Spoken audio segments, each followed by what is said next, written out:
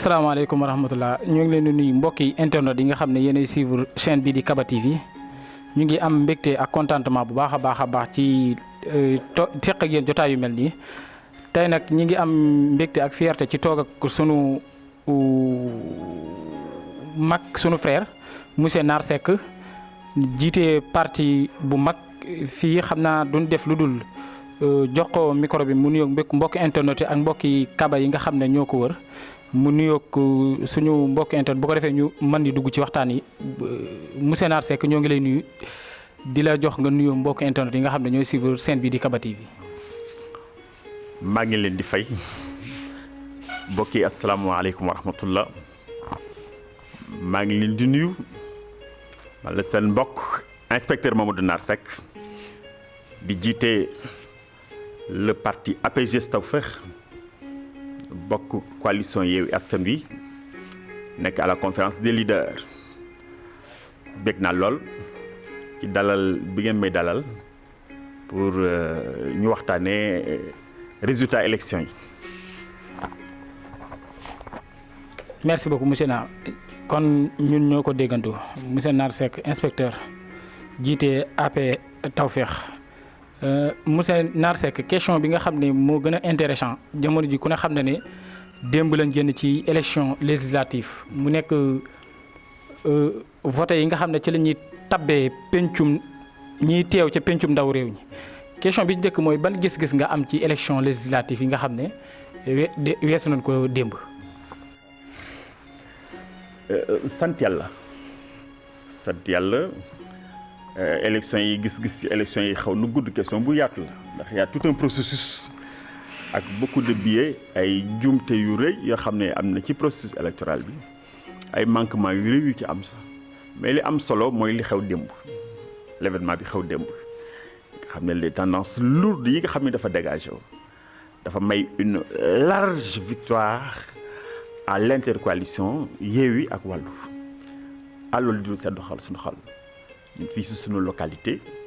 yàlla def nañu jiitu fii non seulement mais également ci département de Thiès bi nga xam ne fi la féete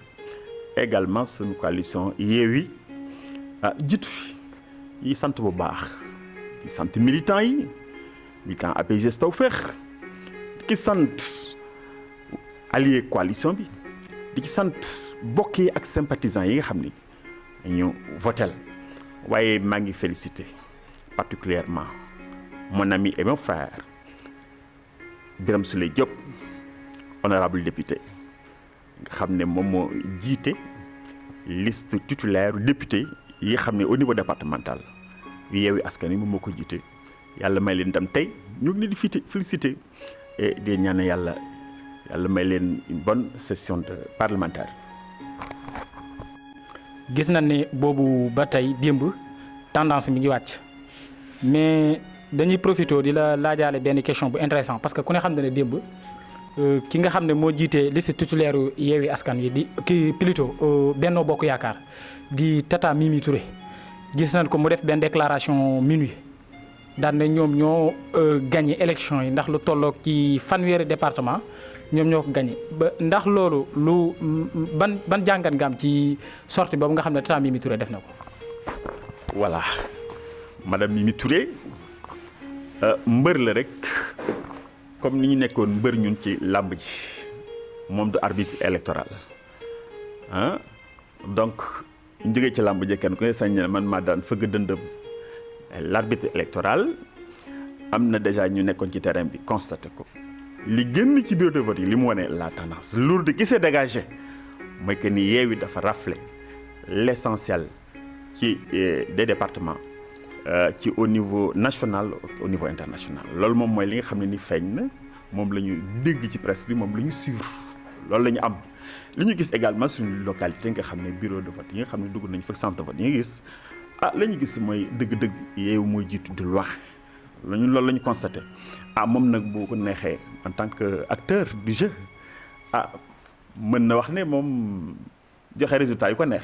mais moom du juge ci jeu bi la bokk le vrai juge le dernier juge mooy le conseil constitutionnel saa bu ñu ci yeggee alors les derniers résultats yi muy joxe loolu moom mooy li nga xam ne moom moom la ñuy jàpp quoi mooy juge électoral donc waxu Mimi waxu mbër la ah mën na jub mën na jubati ca boo warin mbedd mi laaj jub na wala jubut ko tàllal micro mais le président ak kanwam li ñu bëgg mooy retourner la victoire te loolu la ñuy tànn li ñuy dox nag mooy que ça peut être très dangereux faut pas jouer avec le feu démocratie affaire u gentleman la bu ñu la gagné da ngay nangu ne gagné nañ la waaye bu ñu la jàmm gagné nga jàppandu loolu pays yi dem ci dérive yëpp moo leen ci dugal xaachalillah ñaanuñu yàlla mu am Sénégal ñaan yàlla et ndam li ni mu annoncé woo ñu demee noonu assemblée et après on va gérer notre victoire. bi ci topp mooy ñi ngi dégg mbirum cohabitation buñ ko waxee en wolof xam naa ñu bëri xamuñu ko mooy opposition bi boole seen doole entre Yewwi ak Wallu cohabitation boobu noonu apparemment ak yow tamit ni nga gisee résultat yi ndax mën na nekk ci biir assemblée nationale. nekk à l'assemblée nationale ça c'est vrai c'est possible moo tax ñu sinon démocratie loolu lay jëriñ bu fekkee ne opposition dafa am majorité à l'assemblée ñu xam ne bon mu am majorité alors léegi nag ñun comprendre nañu lu ci nekk du point de vue juridique bu fekkee dañuy xool ci wàllu droit fii c'est le président constitutionnellement moom muy définir la politique de la nation du le premier ministre du la majorité de l'assemblée du et cetera donc mooy nommé premier ministre assemblée du désigner premier ministre mooy former gouvernement assemblée du ko former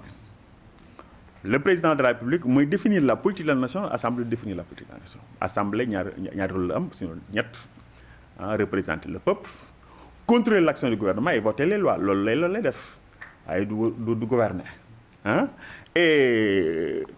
beneen bi ci nekk topp mooy que ni sunu dëkk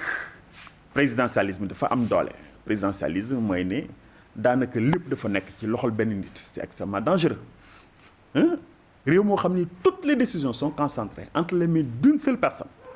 kooku c'est un pays boo xam ne ni exposé au danger loolu présidentialisme bi modèle bi nga xam ne ni ñu ko jëloon ci France ci 5e République France alors loolu moom mooy li nga xam ne moo tax ba président dafa am doole lool si bien que tey bu fekkoon ne opposé wu nañ ko mbaa ñu bloqué assemblée bi le président mën na gouverner le pays par ordonnance et ça pendant li ko des ci mandat bi les 18 mois yi ñu des di présidentiel mën na gouverner par ordonnance alors je dis donc ci wàllu droit mais ni ma ko waxoon léegi démocratie affaire u gentleman la affaire fa laaj laa biir quoi fa laaj xol bu laa biir gagné nañu la joxal ñi la gagné ñu gouverner loolu xam ni peuple bi loolu la bëgg bu fekkee ne Macky Sall li peuple bi la bëgg moo ko fi tax a nekk tey li peuple bi bëgg mooy un changement na ne écoutez jox naa leen yéen moom assemblée former leen seen gouvernement alors ñu jëm cee déggoo loolu mooy li nga xam ne définir leen bàyyi naa li nga définir la politique loolu moom mooy li ñuy xaar ci moom alors bu ko deful alors nous dirons que du gentleman léegi nag bouleversement yi mu mën a indi trouble civil ak lu nekk mën na ci conduire ça c'est très clair parce que bu ñu amee majorité bu pare que mënuñu am benn influence benn décision qui passe à l'Assemblée nationale kooku problème la par exemple je suis certain que alors gars ñi bu ñu installé woon tey à l'Assemblée avec une majorité et la première exigence bi population yi demandé aujourd'hui mooy la criminalisation de l'homosexualité des trucs comme ça mais si par exemple ñu propose ko voté ko en majorité def ko proposition de loi voté ko en majorité bala ñu ko mën a appliquer il faut que président def ci décret d'application loolu la ñu tuddee la promulgation ça c'est très compliqué bu ci président opposé wu par exemple du jàll vous avez vu donc cohabitation bi li tax mu propice mu mën a jur njariñ il faut que quand même le président collabore xam ne daan nañ ko mu nangu ne daan nañ ko naa ne loolu moom mooy affaire bi affaire u gentleman la après tout après les règles des questions de valeur la question mooy est-ce que gëm nañ ci valeur bi wala gëmuñu ko. en même temps ba léegi ñu ngi ci loolu mooy que ni gis nañ ne comme sànq ñi ngi koy dégg ci sa biir wax bu ñu respecté démocratie ndax démocratie affaire de gentleman la te daanan dégg ci moom jiitu réew mi Macky Sall mu daan wax naan transhumance cancer politique la léegi ban gis-gis nga am ci ñi nga xam ne dañoo transhumé te ñu gisoon ne élection locale yi dañoo gagné woon seen gox mën nañ ci citer kenn ku ci mel ni Bamba Fall mais gis na ne bi ñu defee transhumé daa mel ni ñoom seen jëmm dong moo dem ban réaction nga am bi nga déggee loolu nga ku ci mel ni ay ñoom Bamba Fall dañ leen a gagné sax seen bureau de vote loolu sa première réaction ci acte boobu bi nga ko déggee naka la leen. Le peuple ñoom ñoo koy def c'est pas les élites les acteurs politiques dañuy proposer rek seen offre politique seen offre politique yi nekk en concurrence mais c'est les masses c'est le peuple qui fait l'histoire c'est les peuples qui font les victoires bu fekkee ni peuple dafa bëgg changement même bu fekkee ne yow dem nga fa mën a dem le peuple moom dafay des c'est sa ligne il a ses exigences et tey dama koy wax tout le temps bu Ousmane Sonko amee aura bi mu am c'est pas parce que dafa ëpp xam-xam c'est pas parce que dafa jàng c'est pas parce que dafa gën xam politique c'est parce que il pose les problèmes de façon la plus rigoureuse et il est le plus constant du jeu politique sa constance fu mu yegg moo ko may alors ñàkk constance alors gis nga loolu la indi alors les inconstants du système gis nañu alors mënuñu sori mais waxu transhumance bi ñu koy wax ci période bi alors ñu xalaat ne bu fekkoon ne tey le président résultat yi tendance yi confirmé wu ne alors l'intercoalition am na majorité à l'Assemblée on peut s'imaginer que méthode yi ñu daan jëfandikoo rek même di jënd nit ñi alors ñu commencé jënd député yi et cetera pour ñu transhumer le camp présidentiel pour mu am majorité. Alors ce que je rappelle li may rappelé mooy que ni dafa am benn règle fondamentale boo xam ne tant que changé wul alors transhumance amul ça n'a pas grand sens parce que quand tu changes quand tu transhumes tu perds ton mandat le mandat reste à la coalition reste au parti kooku defe naa ñëpp war nañu ko bàyyi xel alors koo transhumé rek alors keneen jël sa place ça c'est très clair donc defe naa ne loolu mooy li nga xam ne ni question mën ñu dellu siwaat ci fi nga xam ne mooy sunu dëkk bi gox bi gis nañ ne fii nga xam ne mooy Kaba Fandène Kaba Diack ñaar yëpp gis nañ ne Yewwi Askan Wi dafee duma comme ni ñu ko mën a waxee Benno Bokk Yaakaar duma yu xaw a jéggi dayoo léegi loolu changement bu gaaw boobu nga xam ne gis nañ ko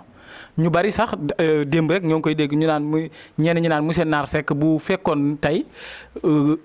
adhéré woon na ci Yewwi Askan Wi amoon na 1000 chances pour gagner élection locale yi nga xam ne moom lañ génn lan moo waral changement boobu Yewwi Askan Wi nga xam ne dafa ni ko tubaab di wax dafa def remontada ci élection yi ñu génn démb. Oui, mais question boobu posé woon nga ko alors may saluer au passage tous les acteurs y compris monsieur le maire Fallou Fall xam ne ni il a été défait ci élection yi il a politique noonu la yow la na waaye yow mun a alay na tey nga gagné tey ba ëllëg ñu daan la alors daan nañ ko amul xunn quoi na xol yëpp feex loolu la ñuy laaj loolu la ñuy ñaan quoi dafa war a feex de voilà xale yi nee na xol yi yëpp dañu war a feex alors ñu encourager ton ñi nga xam ne ils ont perdu dans la localité mais di bëgg rek ñi nga xam ne ni ñoom am nañu victoire donc mais li ci des ci question bi wala posé woon nga ko il y a un désir de changement et Kaba n'est pas en reste le département de Thiès n'est pas en reste d'ailleurs ñoo ko jiite parce que les premiers départements yi nga xam ne on a les victoires les plus claires alors département de Thiès ci la bokk tabaaraka rahmaan nan ko mais bu njëkk bi daa uteeg bi ndax bu njëkk bi régional maanaam Sénégal gépp la concerné mais bii ñu ngi wax bu Kaba xam naa indi nga ci ay leeral ñaareel ba bi ci topp mooy que ni monsieur Nar Seck tey bu ñu ko doon wax lan mooy ëllëgu politique am fii ci gox bi Kaba maanaam ba tey génn nañ ci élection législative yi mu bokk ci coalition bi nga xam ne tey ñu bari nee nañ Sénégal moo fi jiitu. wala boog moo fi ëpp doole comme ni ñu ko mën a waxee léegi lan mooy ëllëgu monsieur Nar Seck fii nii nga xam ne mooy ci Kaba rawatina mu nekk fi bokk leader bu mag ci bokk ci leader yi Yewwi Askan Wi. les populations de Kaba décidé mooy li population Thiès décidé mooy li population Sénégal décidé ci moom Nar Seck mooy li partem APG Tawfekh bi muy jiite décidé ci man wax naa la ceux qui font l'histoire du ñun man mosuma demandé parce que sama àdduna je n'ai jamais demandé jamais ba may nekk candidature à la mairie dañ ma woo ne ma kay jiite ñu yaa ñu ci doy waaw négociation yu yaatu ma très conditions yi ñu d'accord ci alors ci ma avancé bi muy jiite parti bi dañ ne ma yaa ñu ci doy kay jiite ñu alors bon laaj ma ci xalaat ma sikki sàkk diisoo et cetera alors ñu voté ko ma gagné ko donc man mosuma je n'ai jamais demandé à quoi que ce soit donc c'est le peuple ñooy joxe victoire ñooy yëkkati parce que yàlla mooy joxe nguur te ci loxol peuple bi la ko teg sama benn maam ca Guy Kuli maam Mbay Mbeng Fall yàlla na yàlla dëgëral ko dafa am lu ma doon wax bi ma koy dem ci élection locale yi dama fi de dem jàkka ja baax na lool waaye du ko joxe de askan yi ñoo koy joxe nit ñi ñoo koy joxe kon na nga ko wut ci nit ñi te na nga fexe ba wut ko ci say bokk muy une leçon politique boo xam ne nii leçon bu rëy la donc nit ñi ñoo koy joxe mu nit ñi joxe ma am ñii kabay maa ngi leen koy fàttali yeneen samay bokk ba leen ma joxe ma am bu ngeen ma xañee ma ñàkk alors pour la deuxième fois successive ñëw naa fi demander am fi victoire alhamdulillah ñu ngi ñaan mu gën a law gën a yaatu et cetera parce que nous avons de hautes ambitions pour le Sénégal ñun personnellement et à mon parti léegi nag avec la coalition nous allons essayer de gérer notre victoire parce que quoi qu'on puisse dire si la victoire se confirme quoi qu'on puisse dire nous sommes partis avec beaucoup de contradictions coalition la mais dafa bari ay contradictions ci biir c'est-à-dire dafa bari ay problèmes yoo xam ne nii bu ñu deful attention mën na sax torpiller ànd bi ñu yàq ànd bi nga xam ne ànd nañ ko problème yu bëree ci posé ñi mer gedd ñi génn ñi kii et cetera alors ñi fi des ak bon ñoom c'est eux qui ont fait la victoire kon victoire bi gis ngeen mën na sax gën a rëy lii vous avez vu bien donc nous allons demaguñu conférence des leaders xëy na du ñàkk incessamment xëy na du ñàkk ñu woote ko bu ñu demee nañ xool comment encore gérer la victoire et tracer la perspective ensemble li ñu ci sauver c'est l'action collective l'action de masse les échappées solitaires là ku yaakaar ne yow donc mën nga ci génn def na yow yaay waaji doo dem fenn ça c'est très clair boole suñu doole bokk xalaat intelligence collective jël ay décisions yu partagées impliquer tout le monde de façon participative loolu mooy tax ñi am victoire waaye jiital ñi bedd ñi la et cetera ça crée des frustrations ça crée des défaites des défections def naa ne loolu war nañ ko éviter à l'avenir mais egguñ ci évaluation bientôt xam naa dañ jëm en évaluation de tout le processus sunu participation parce que ça vaut lu ñu am lu ñu ñàkk lan moo ñu ko xañ qu'est-ce qu'il faut faire à l'avenir et comment envisager la présidentielle bi nga xam ne c'est dans 18 mois devant nous dans 18 mois c'est 1 an et demi alors personnellement moi et mon parti nous avons une haute ambition là-dessus parce que li may wax mooy que ni le président Macky Sall li yàlla def ci dëndam ba tax muy laajam réew yàlla def na ko sama dënd macha allah donc ëpp moom jàng lu mu jàng naa lu ñu toll jàng naa it lu mu jàngul loolu baax na ma di ko préciser kon lan nag la ma ëppale bokk yi ñoo boole kàddu yi jox ko bis bu bokk yi boole kàddu yi jox ma bir na ma ni dana def meilleur que ce qu'il a fait parce que on parle au même temps et c'est pas l'objet de jotaay bi waaye kon naa leen exposer mon projet politique et comparer ko ak le projet du président Macky Sall nga xam les erreurs yi ak yi nga xam ne moom la def ci dans sa gouvernance politique de façon générale di ko comprendre ok alors donc dama wax ne bu fekkee ne jëmm ji rek ma petite personne évidemment Macky Sall lu mu jàng naa ko jàng naa it lu mu jàngul donc xam naa lu dox lu mu réew alors mais li am solo du sama jëmm du sama personne am solo mooy la dynamique du parti les choix du parti APG Tawfekh bi nga xam ne nii alors maa ngi di continuer di féliciter du ma def dara lu diisoo na ma ak ñoom mais également tout dépend des coalitions yi nga xam ne ñu ngi koy former ci suñu kanam nay fu ma je sais que ak lu mu mën am moi je m'attends pas à ce que ñu dem élection présidentielle unie bu ñu demee moom a gënal mais quand même bu fekkoon ne xaajali ko nañu en 2-3 candidats aussi dara du ma ci bett mais nous sommes prêts à tous les scénarios en tout état de cause nañ xam ne li ñu bëgg mooy dëkk bi changement la laaj donc le président Macky Sall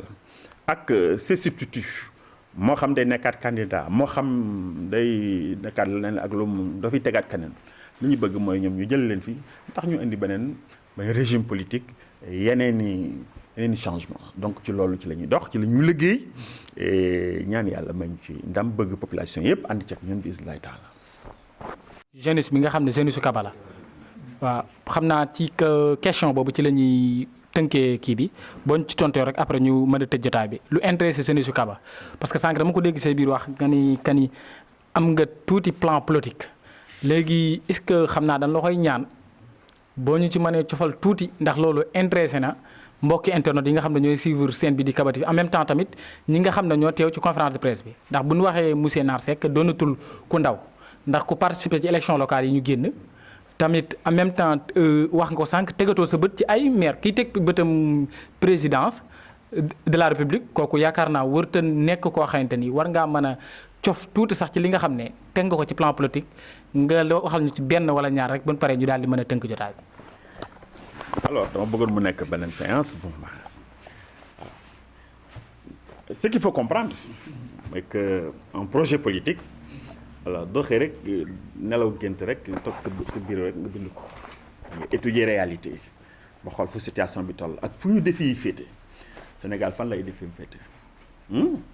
wax naa ne réew la moo xam ne nii yàlla lim ñu baaxee mooy mag ñu baax ñoo xam ne nii ah ñaanal nañu barke ñaanal nañu tawfeex di fi yóotale yàlla di fi jaamu yàlla ba xëy yàlla defal ñu ko dëkk la boo xam ne nii am nañu ndox am nañu toutes les ressources or pétrole gaz zircon et cetera waaye am nañu suuf soo xam ne nii barkel na ba boo ci sànni woon sax pepp kànni bu tawee mu sax boo ci sànnee xooxu mango bu tawee mu sax ak kooku dëgg-dëgg réew mel noonu lenn rek moo ko desee pour développer de l'intelligence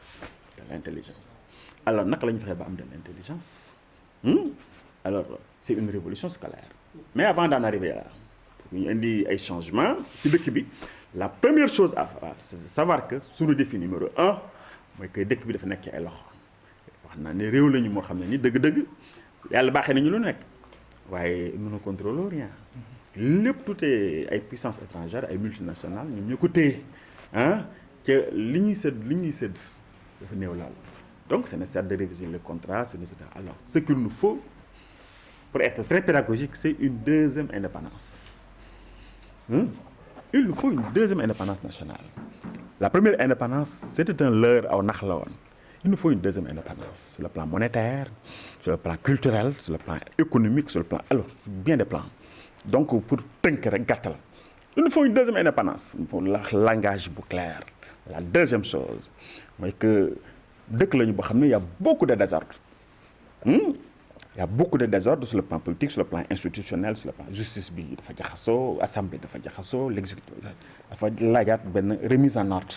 du pays parce que peuple dañ koy organiser si nous ne sommes pas organisés nous ne pouvons pas aller vers le développement donc il va falloir ñu remettre de l'ordre et de la droiture dans les institutions et dans nos vies loolu c'est une exigence alors beneen question bi ci topp mooy que dëkk lañu boo xam ne nii ba léegi lii ñeneen ñi doon jooy ci yeneen réew daf ñu dal mooy la fracture sociale une minorité li fi génn kës néew une minorité ñoom ñoo ko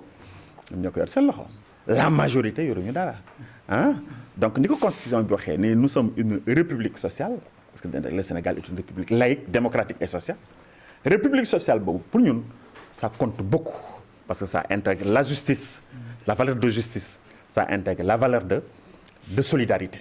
et ñun ci suñu parti APGS la lay tekki alliance des patriotes pour la justice et la solidarité donc les valeurs cardinales yi nga xam ne ñu ko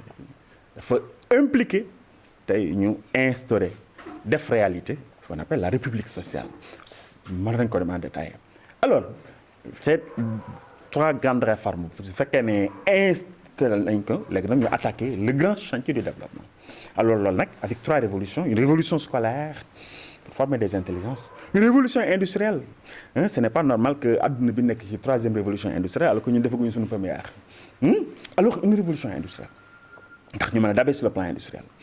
sans industrie il y a pas d'agriculture dégg naa nit ñi di ko wax et cetera mais agriculture dafa laaj engrais boo amul industrie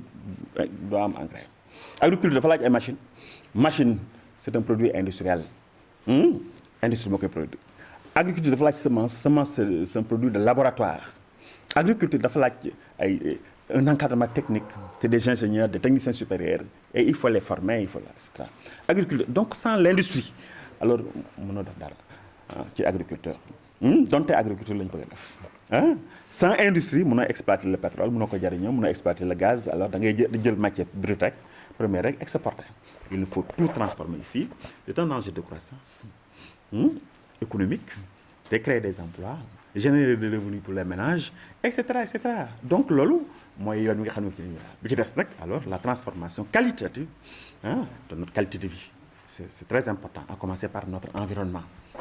son environnement fii xam nga nous sommes menacés par la désert surtout alors il va falloir que ñu travailler ci des transitions écologiques alors loolu nag sujet la bu yaatu boo xam ne ni alors xëy na xajute jotaay bi si je résume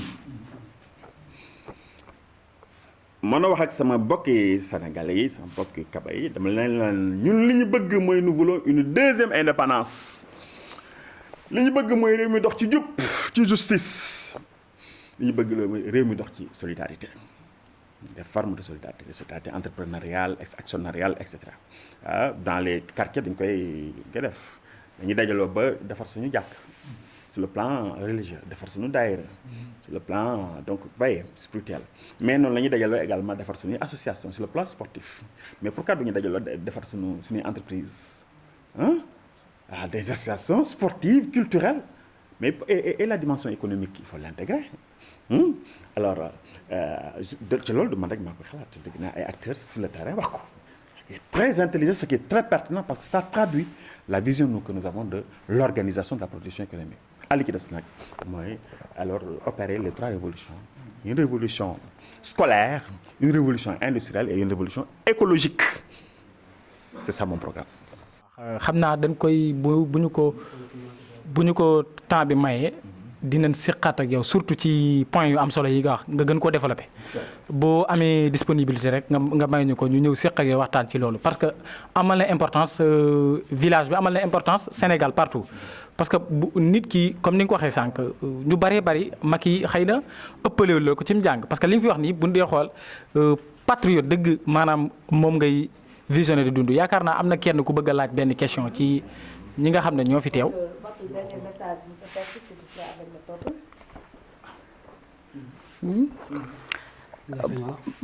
sama dernier message mooy j'appelle le peuple à veiller sur sa victoire gagner élection jafe na lool waaye sàmm ko mu gën a jafe ba kenn du ko foqati mu gën a jafe et loolu maa ngi ci woo surtout la jeunesse il faut protéger votre victoire n'acceptez pas que le pouvoir renverse les tendances yi nga xam ne nii ñu ngi ko fiy décider alors bu fekkee ne tegu ci yoon donc protéger leen seen victoire soyez debout nangu kenn faqati seen victoire laal mooy le premier message may lancé le deuxième message may lancé nag alors maa ngi koy jëmale ci les militants de APG Tawfekh ni nous avons besoin de vous le pays a besoin de vous l'heure est venue de prendre la parole qu'on vous entende moo xam yéen a ngi Mbacké yéen a ngi Diourbel yéen a ngi Kaba yéen a ngi Thiès Mbour Louga Saint-Louis moo xam à Dakar et maa ngi saluer au passage les militants de Keur Massar les militants de Pikine les militants de Rufisque mais surtout les militants de Guédiawaye nga xam ne ñoom ñu ngi demandé ba léegi alors ma intervenir ma leen wax ne soyez prêts jóg leen ngeen accompagner peuple bi le peuple a besoin de vous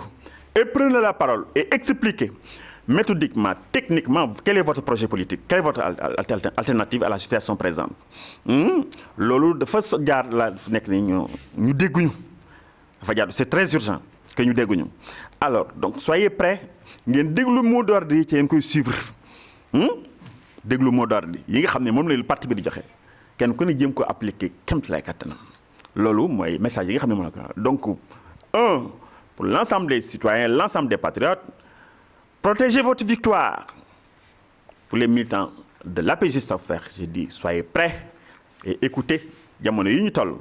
soyez très alertes déglu leen les mots d'ordre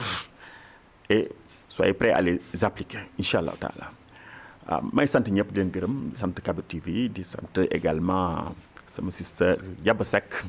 ci participation bi mu def ci liggéey bi salaamaaleykum wa rahmatullah.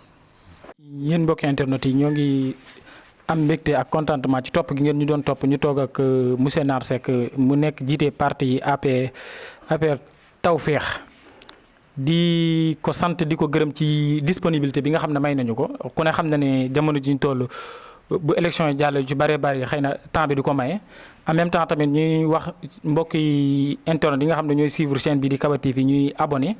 di j'aime di commentaire ndax loolu day bokk ci li doole liggéey bi. di gërëm mbooleem téléspectateur boo xamante ne yaa ngi ñuy suivre di gërëm aussi di ko gërëmaat monsieur Nar Seck ci li nga xam ne def na ko xam naa dinañ ci siqaat ak moom yeneen waxtaan yu gën a yaatu yi pour mu développer moom maanaam yoonu politique am mu gën koo leeral askan wi ñoo ngi leen di sant di leen gërëm di leen doxaat di daje ba ëllëg incha allah.